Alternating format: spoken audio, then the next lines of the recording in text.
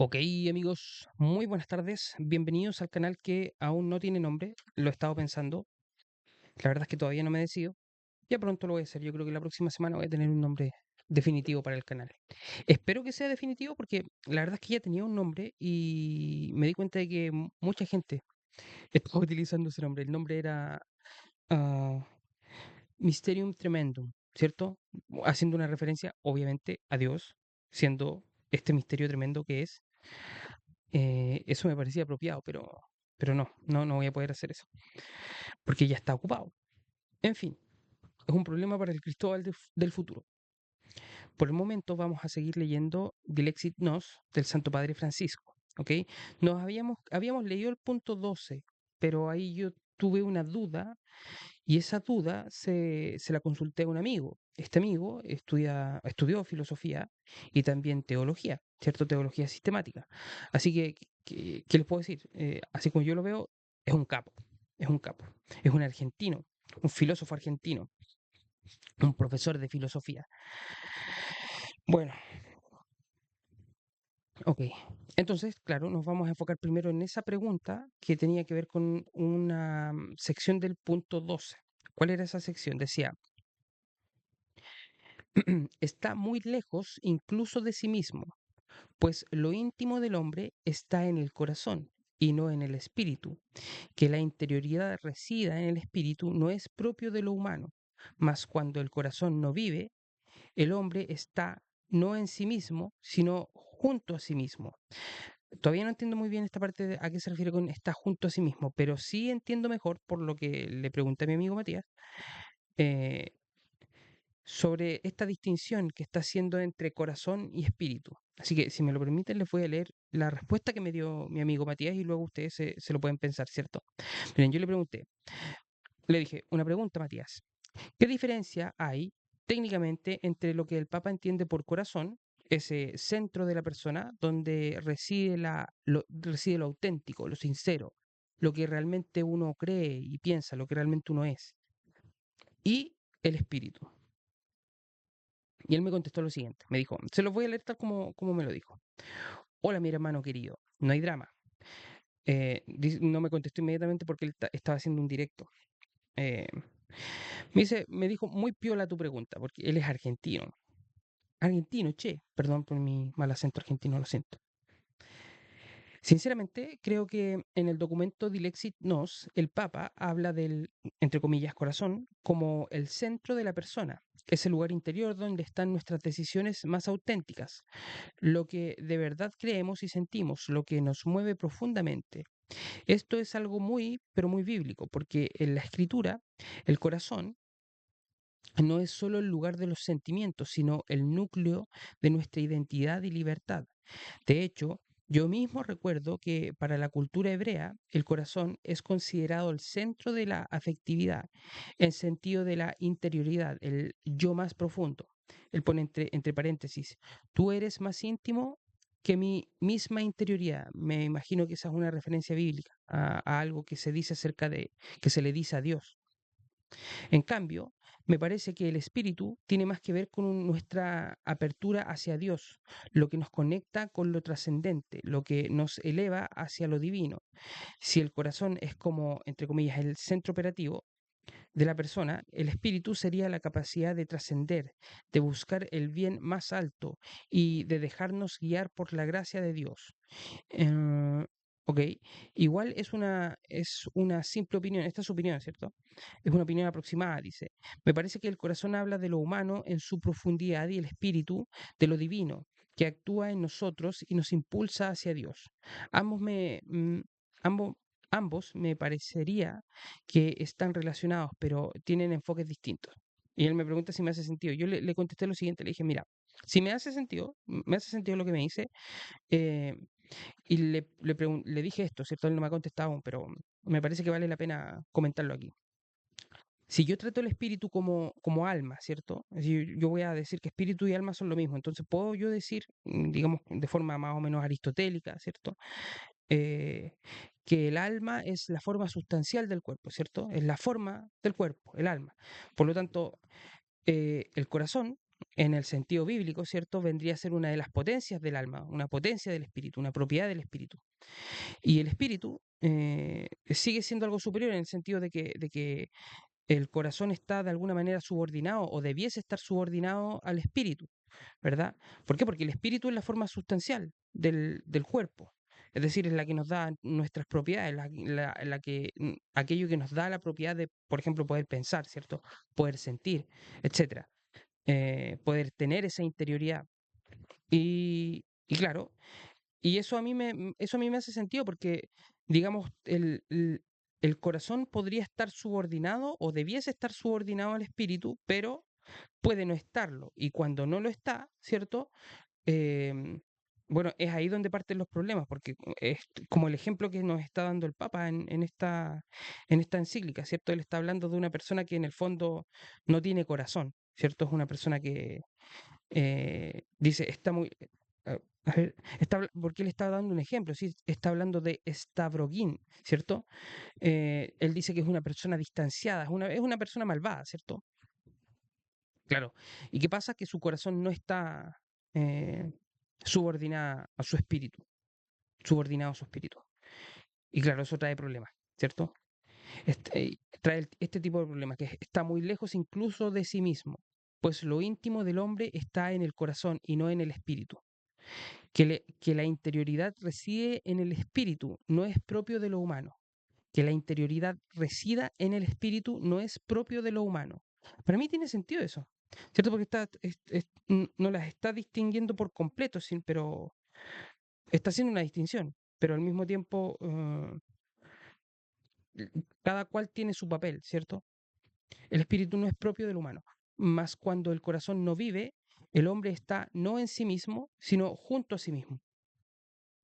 Hmm, Creo que lo entiendo, es una especie de como estar en un lugar, pero no estar realmente presente, una cosa así, ¿cierto? Estar como físicamente, creo que esto es una analogía, ¿cierto? Estar físicamente presente en un lugar, pero mentalmente, espiritualmente, en cuanto al... No, espiritualmente no estar ahí, ¿cierto? No estar presente realmente. Hmm, Ok, bueno, ahora vamos a seguir leyendo, vamos a ir por el punto número 13.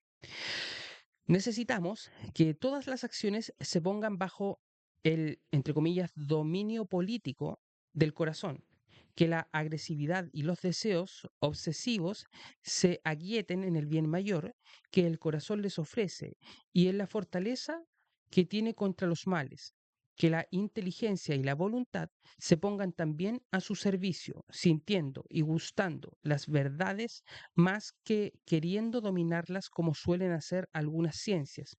Interesante eso. Que la voluntad desee el bien mayor que el corazón conoce y que también la imaginación y los sentimientos se dejen moderar por el latido del corazón. Oh, el papá es un poeta.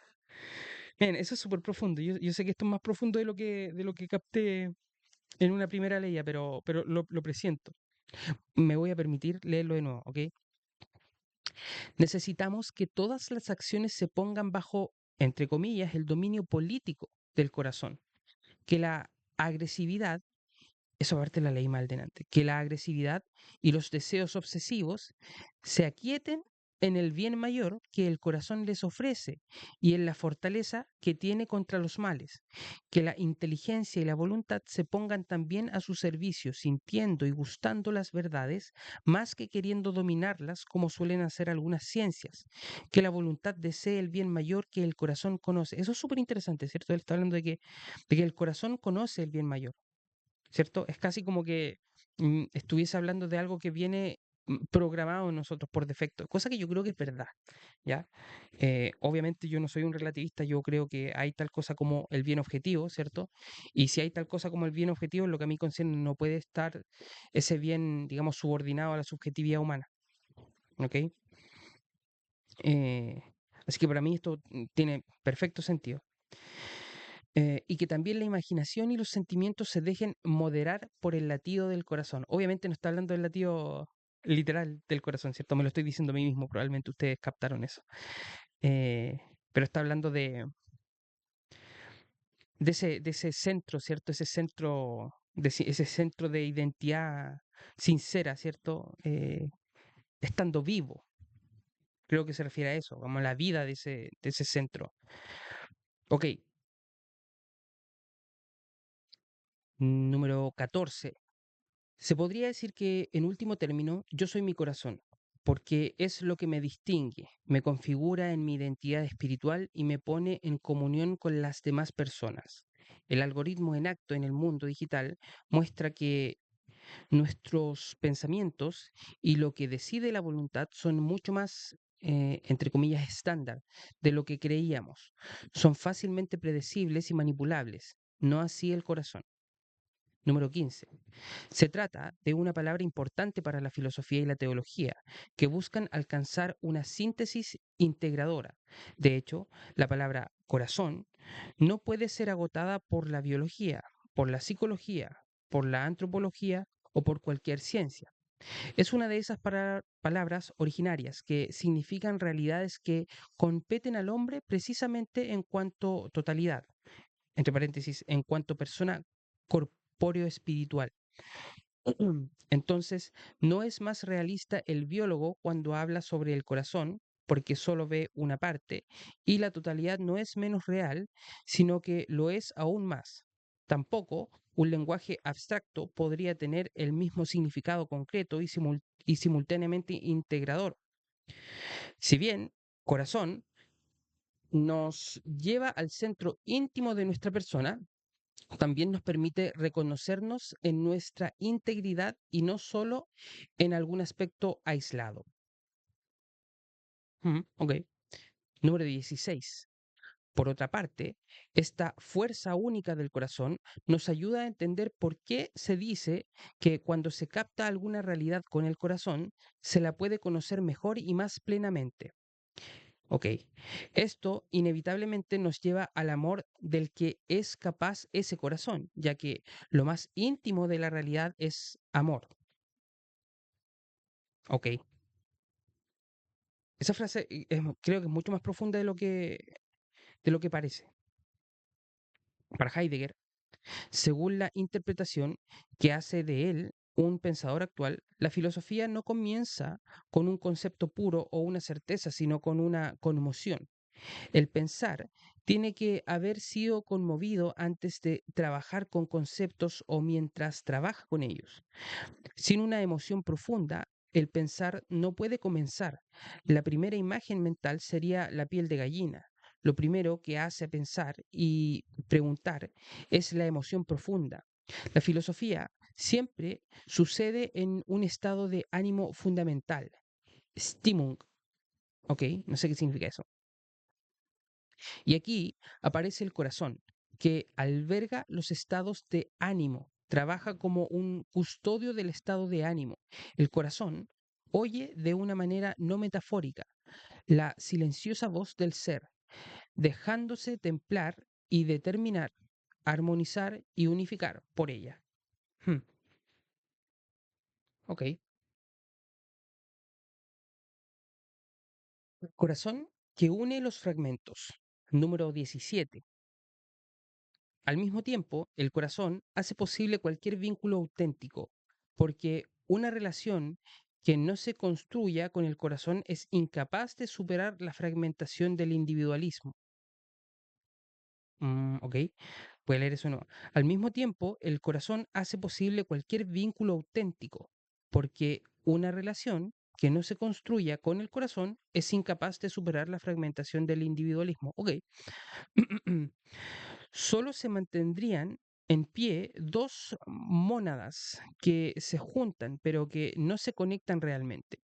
Anticorazón es una sociedad cada vez más dominada por el narcisismo y la autorreferencia.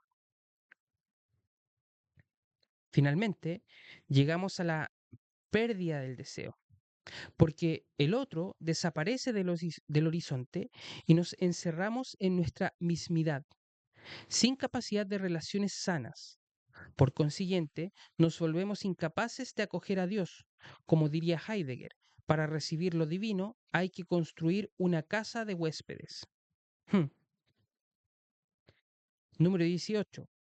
Vemos así cómo se produce en el corazón de cada uno esta paradójica conexión esta paradójica conexión entre la valoración del propio ser y la apertura a los otros, entre el encuentro tan personal consigo mismo y la donación de sí a los demás. Solo se llega a ser uno mismo cuando se adquiere la capacidad de reconocer al otro y se encuentra con el otro, quien puede reconocer y aceptar la propia identidad. Esto es súper interesante porque habla de que la única forma de, digamos, de llegar a estar completo como ser humano, eh, no se puede, que eso no se puede dar de forma individual, que eso no se puede dar aislado del resto de la gente, ¿cierto? Esta es como la fantasía que tienen muchas personas hoy día en la actualidad, ¿cierto? Yo lo puedo todo solo, ¿cierto? Yo puedo llegar a ser esta persona ideal, ¿cierto? Absolutamente sola, no necesito ayuda de nadie. Si alguien no me sirve, lo saco de mi camino, ¿cierto? Y eso es curioso, como mínimo. Y claramente suena bastante contrario a esto, ¿cierto? De que solo se llega a ser uno mismo cuando se adquiere la capacidad de reconocer al otro, ¿cierto? La gente hoy día diría yo que es, diría yo que es implícito, pero diría que toda la gente intuitivamente reconoce que hay algo así como un yo ideal, ¿cierto? Más allá de cuál sea la idea que cada cual tenga de ese yo, ¿cierto? Que probablemente en muchos casos está muy desviada de lo que realmente tendría que ser. Para los cristianos, obviamente, ese yo vendría a ser en lo que Dios quiso para nosotros, ¿cierto? Aquello para lo que Dios nos hizo, ¿cierto? Como mínimo significa ser santos, lo cual obviamente tampoco significa que no tenemos personalidad o que no tenemos decisión o que no podemos hacer algo por nosotros mismos, ¿cierto? En el sentido de llegar a, digamos, no es que seamos todos clones, ¿cierto? No, Dios no está haciendo esclavos ni nada por el estilo. En algún momento Dios lo dice, ¿cierto? Ya no los llamo, creo que dice algo así como ya no los llamo siervos, sino que amigos. Claro, no nos llama esclavos, no nos llama clones tampoco, no nos llama robots, nos llama amigos, ¿cierto? Y en plural. Así que hace una distinción entre las personas. Pero ese es el asunto, ¿cierto? Que el cristiano cree que ese yo potencial, ¿cierto? La máxima expresión de uno mismo sería la cual uno está en completa comunión con Dios, ¿cierto? O como dice el obispo Barron, ¿cierto? Bishop Barron. Él dice que un humano completamente, o que lo que Dios quiere son humanos completamente vivos, ¿cierto? Y un humano completamente vivo es un humano que está en completa comunión con Dios, básicamente. Esa es la máxima expresión de uno mismo. Pero obviamente, la máxima expresión de uno mismo, siendo esa, digamos, la condición, ¿cierto? Estar en comunión con Dios, significa estar en comunión con otros, ¿cierto? Esto es algo que el Papa dice también, no me acuerdo en qué encíclica lo dice, pero en algún momento la vamos a terminar leyendo, ¿cierto? Donde él habla de que uno puede, creo que es el Papa Francisco el que lo dice, puede que me equivoque, que uno puede medir digamos, qué tan bien uno está con Dios, ¿cierto? Uno puede medir qué tan bien uno está con Dios al medir qué tan bien uno está con los hermanos, ¿cierto? Se parece bastante a esto que está diciendo. Ok, número 19. El corazón también es capaz de unificar y armonizar tu historia personal, que parece fragmentada en mil pedazos, pero donde todo puede tener un sentido. Es lo que expresa el Evangelio en la mirada de María, que miraba con el corazón. Ella era capaz de dialogar con las experiencias atesoradas, ponderándolas en el corazón, dándoles tiempo, simbolizando y guardando dentro para recordar. En el Evangelio, la mejor expresión de lo que piensa un corazón son los dos pasajes de San Lucas, que nos dicen que María atesoraba. La palabra es sineterei, todas estas cosas, ponderándolas, simbalausa, en su corazón. El verbo simbalein, del que proviene símbolo, significa ponderar, reunir dos cosas en la mente y examinarlas con uno mismo, reflexionando, dialogando interiormente. Miren, estas cosas pueden parecer muy obvias, pero la verdad es que yo cuando veo que la gente hace este tipo de distinciones, ¿cierto? Eh, es como, no sé si esta es la mejor palabra, lo encuentro exquisito. Realmente lo encuentro muy, muy, muy, Muy interesante, ¿cierto? Cuando la gente hace este tipo de distinciones, porque normalmente la gente no hace este tipo de distinciones, diría yo, ¿cierto? Y cuando se les presentan, las tratan como una obviedad. Pero lo cierto es que no son una obviedad, ¿cierto? En fin, qué interesante. Eh, entonces, significa ponderar, reunir dos cosas en la mente y examinarlas con uno mismo, reflexionando, dialogando interiormente. En Lucas 2, 5, 51, perdón, die- dieterei es guardaba cuidadosamente. Y lo que ella conservaba no era solo la escena que veía, sino también lo que no entendía todavía y aún así permanecía presente y vivo en la espera de unirlo todo en el corazón. Hmm. Número 20. En el tiempo de la inteligencia artificial, no podemos olvidar que para salvar lo humano hacen falta la poesía y el amor. Ja, eso es interesante, ¿cierto? Porque ustedes se dan cuenta de que hoy día, por ejemplo, con la inteligencia artificial se puede hacer algo así como, entre comillas, ¿cierto? Poesía, ¿cierto? Eh, y supongo que se puede hasta cierto punto. Espérate, ahí tengo una araña en el micrófono, pero no la quiero matar. Ok, no importa.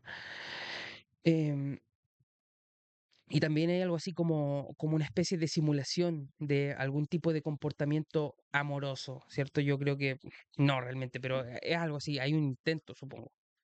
Y claro, obviamente la gente, creo que muchas personas se dan cuenta de que eso es algo que no tiene el mismo valor que una persona verdadera haciendo poesía o como una persona verdadera, digamos, expresando amor. Simplemente no tiene el mismo valor. Yo lo noto, me imagino que a muchos de ustedes les pasará lo mismo. Ajá, de hecho, hace poco estaba leyendo, no sé quién lo vi por ahí en algún meme o algo por el estilo, ¿cierto? Donde alguien decía que en el fondo esta persona estaba muy entusiasmada por el advenimiento de la inteligencia artificial, pero se estaba sintiendo un tanto decepcionada porque lo que esta persona esperaba era que la inteligencia artificial se hiciera cargo de las tareas más tediosas como lavar los platos o limpiar la casa, ¿cierto? Para que luego ella pudiese o él pudiese hacer poesía, pudiese pintar, pudiese hacer arte, qué sé yo, cosas por el estilo, ¿cierto? Y ahora nos damos cuenta de que en realidad la inteligencia artificial se está utilizando para usurpar, digamos, ese tipo de cosas. Es bastante triste, la verdad. Yo lo encuentro bastante terrible. Yo lo encuentro terrible. Es horroroso, de hecho. Algo muy malo está pasando ahí. En fin. Perdón.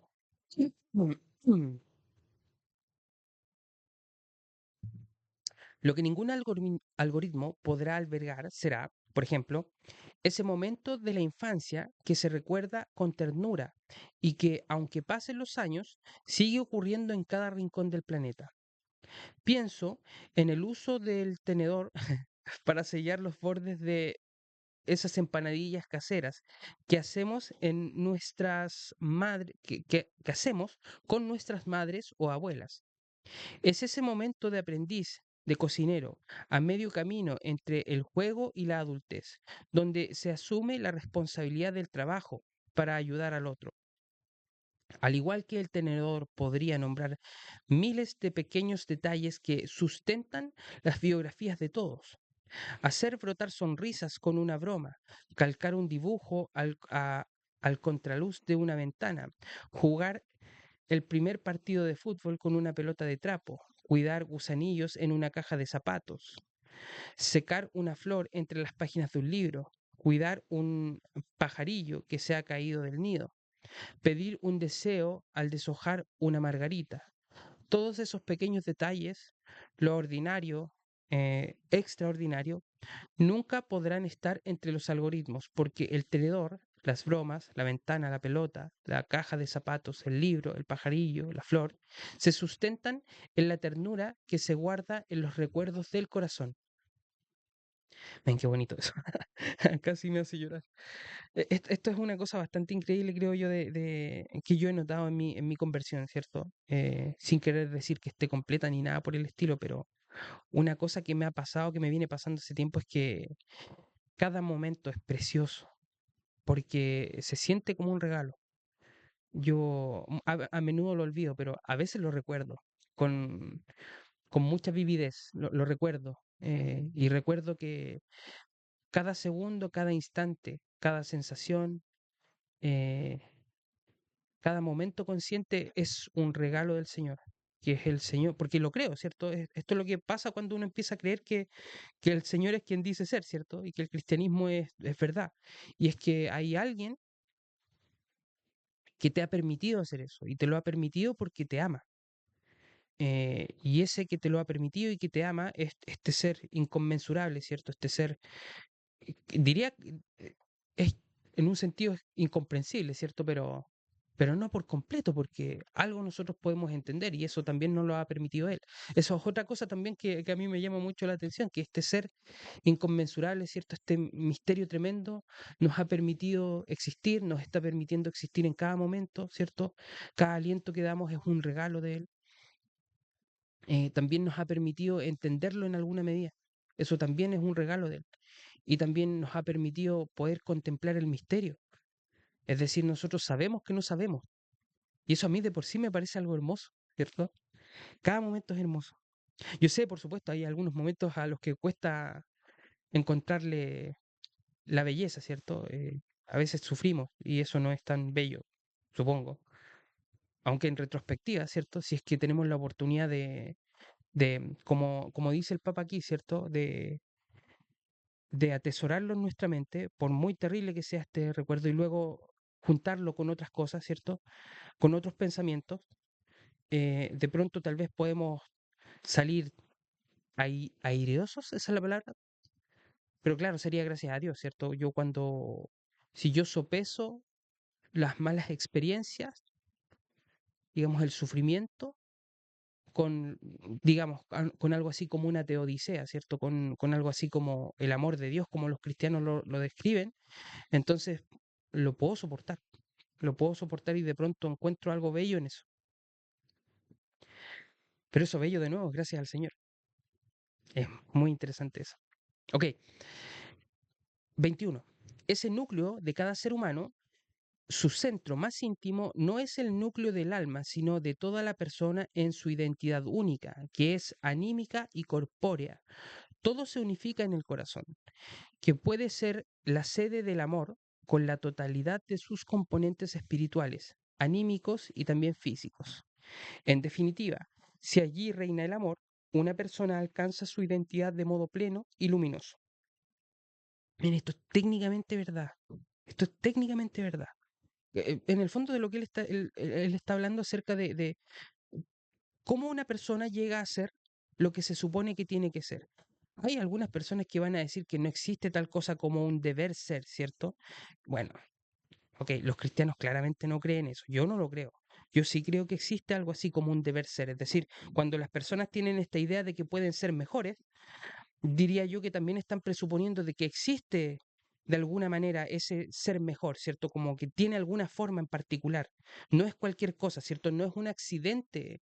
Digamos, si yo llego a mejorar, objetivamente hablando, llego a ser mejor de lo que soy hoy día, ¿cierto? Uno de alguna manera podría concebir o podría pensar que ese yo mejor, ¿cierto? Existe de alguna manera, ¿cierto? Que no es precisamente un camino hecho al andar, por así decirlo, ¿cierto? Es más bien un objetivo que es claro, ¿cierto? Que es específico.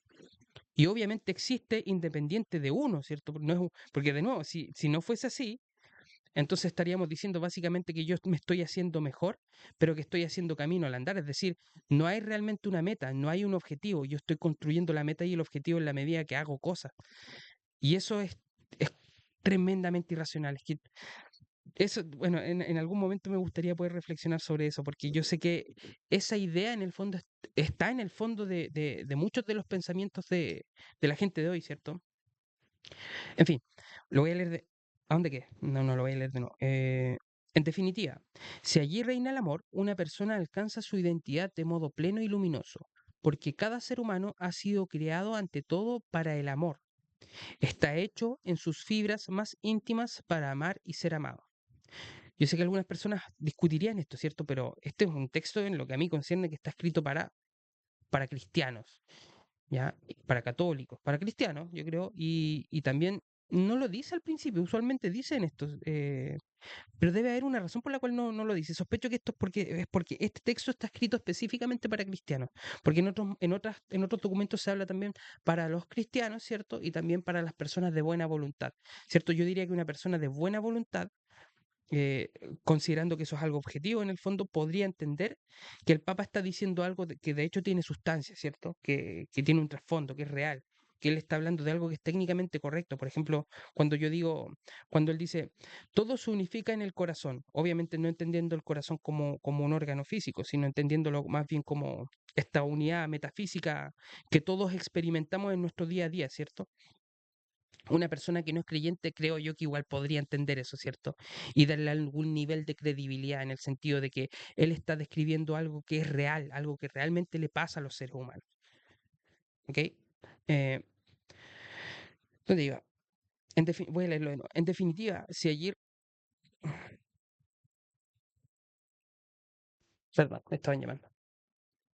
Ok. En definitiva, si allí reina el amor, una persona alcanza su identidad de modo pleno y luminoso, porque cada ser humano ha sido creado ante todo para el amor. Está hecho en sus fibras más íntimas para amar y ser amado. Mm, ok, bueno, lo vamos a dejar hasta aquí. Eh, en la siguiente entrega vamos a seguir con el punto 22.